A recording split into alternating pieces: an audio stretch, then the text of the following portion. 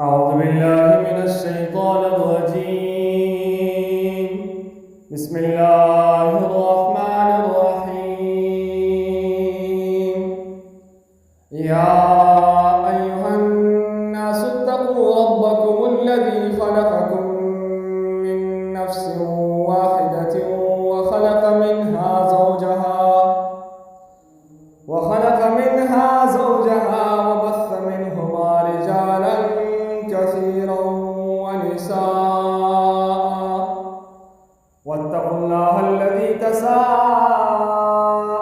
به والأرحام، إن الله كان عليكم رقيبا. وآتوا اليتامى أموالهم ولا تتبدلوا الخبيث بالطيب ولا تأكلوا أموالهم إلى أموالكم إنه كان حوبا كبيرا.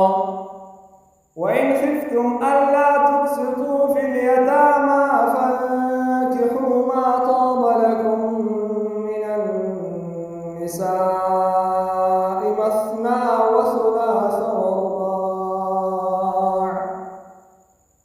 فإن خفتم ألا تعدلوا فواحدة أو ما ملكت أيمانكم ذلك أدنى ألا تعولوا.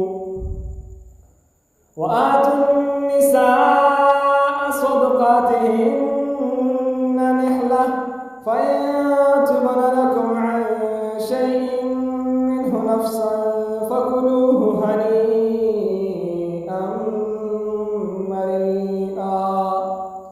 ولا تؤتوا السفهاء أموالكم التي جعل الله لكم قياما وارزقوهم فيها واكسوهم وقولوا لهم قولا معروفا.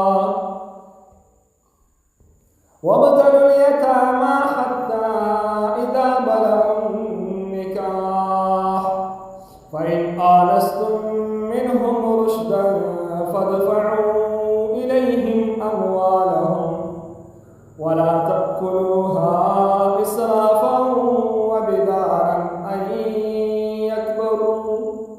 ومن كان غنيا فليستعفف ومن كان فقيرا فليأكل بالمعروف.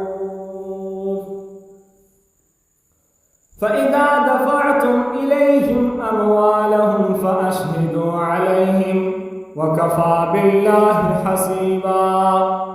للرجال نصيب مما ترك الوالدان والأقربون، وللنساء نصيب مما ترك الوالدان والأقربون مما قل منه أو كثر نصيبا مفروضا.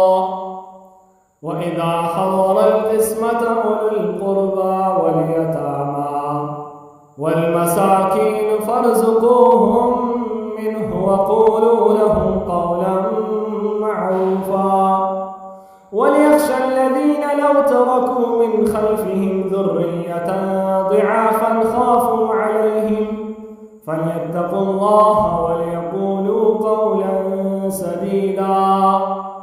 إن الذين يأكلون أموال اليتامى